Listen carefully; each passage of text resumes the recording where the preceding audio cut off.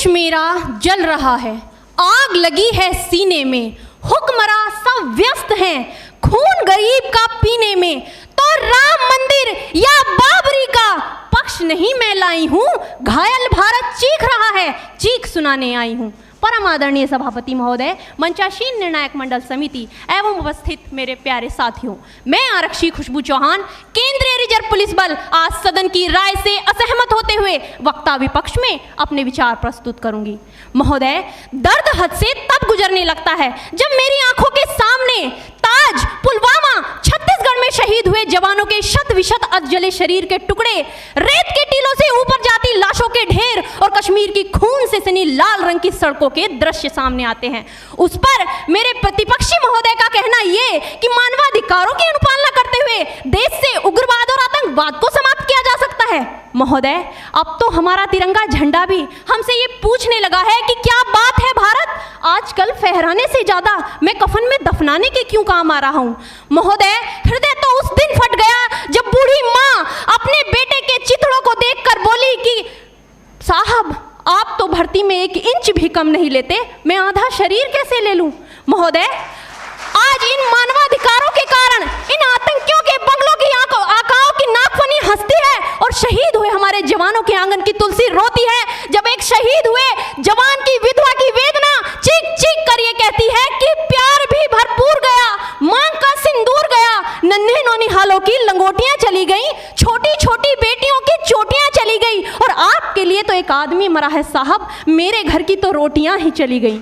महोदय, किसी भी युद्ध को जीतने के लिए पहल करना सबसे ज्यादा आवश्यक है, क्योंकि इतिहास गवाह है कि पहल करके बड़े बड़े युद्धों के परिणाम बदल दिए गए हैं। परंतु आज मानवाधिकारों के कारण हमारे देश के जवान इस कदर बंधे हुए हैं कि अपनी ड्यूटी पर खड़े होकर भी वो आज पहल करने से डरते हैं, क्योंकि महोदय, भविष्य में उन्हें कटघरे में खड़े होने का डर सता रहा होता है।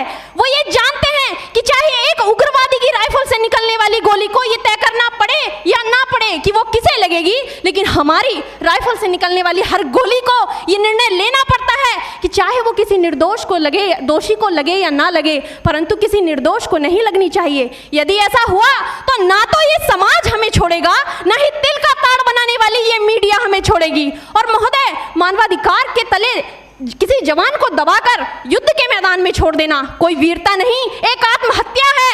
क्योंकि महोदय, फूल को श्रृंगार दो ये मुमकिन नहीं और एक वीर को झनकार दो ये मुमकिन नहीं। जो हाथ बांध दे सेना के, ऐसे मानवाधिकार का पालन संभव नहीं।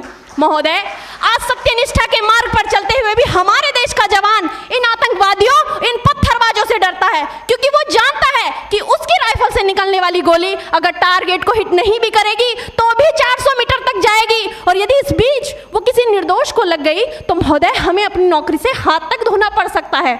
और महोदय, अपनी नौकरी को बचाने की खातिर एक जवान आज ये सोचता है कि चाहे सांप मरे या ना मरे, परंतु लाठी नहीं टूटनी चाहिए, क्योंकि आज हमारे देश के हालात कुछ ऐसे हो गए हैं कि चिरागों को हवाओं में उछाला जा रहा है, हवाओं पर भी रोब डाला जा रहा है। अरे हम ही तो बुनियाद है आंतरिक सुरक्षा की, और आज हमें ही नौकरी से निकाला जा रहा है। महोदय, जब पुलवामा में 44 जवान शहीद हुए, छत्तीसगढ़ में 76 जवान शहीद हुए, तो कोई भी मानवाधिकार की दुहाई देने वाला हमारे पक्ष में आकर खड़ा नहीं हुआ। परंतु जब जेएनयू विश्वविद्यालय में एक देशद्रोही के द्वारा भारत तेरे टुकड़े होंगे, अफजल हम शर्मिंदा हैं जैसे देशद्रोही नारे लगते हैं, तो सारे मानवाधिकार के ज्ञाता आकर उसके पक्ष में खड़े हो जाते हैं। तभी तो क्या कहा था उस देशद्रोही ने कि तुम एक अफजल को मारोगे, हर घर से अफजल निकलेगा। तो मैं भारत की बेटी अपनी भारतीय सेना की तरफ से आज ये ऐलान करती हूँ कि उस घर में घुसकर मारेंगे जिस घर से अफजल निकलेगा, वो कोख नहीं पलने देंगे जिस कोख से अफजल निकलेगा। उठो देश के वीर जवानों, तुम सिंह बनकर दहाड़ दो और एक तिरंगा झंडा उस कन्हैया के सीने में गाड़ दो। महोदय, अंत में अपनी वाणी को विराम की ओर ले जाते हुए मैं सिर्फ इतना ही कहना चाहूंगी कि मुझे अफसोस है अपने देश की न्यायिक प्रक्रिया पर, जहां आज भी रात के 12 बजे अजमल कसाब जैसे आतंकी के लिए सर्वोच्च न्यायालय के दरवाजे खोल दिए जाते हैं। ऐसे देश से मानवाधिकारों की अनुपालना करते हुए आतंकवाद और उग्रवाद से कभी नहीं निपटा जा सकता। मानवाधिकार के नाम की दुहाइयां देने वालों, सीमा पर लड़ा नहीं जाता चरखों से शोलों के आगे, रामायण पढ़ी नहीं जाती सीमा पर गोलों के आगे। धरती के घोर कुहासे को एक सूरज ही हर सकता है, क्योंकि एटम बम से रक्षा के केवल एटम बम ही कर सकता है। जय हिंद, जय भारत।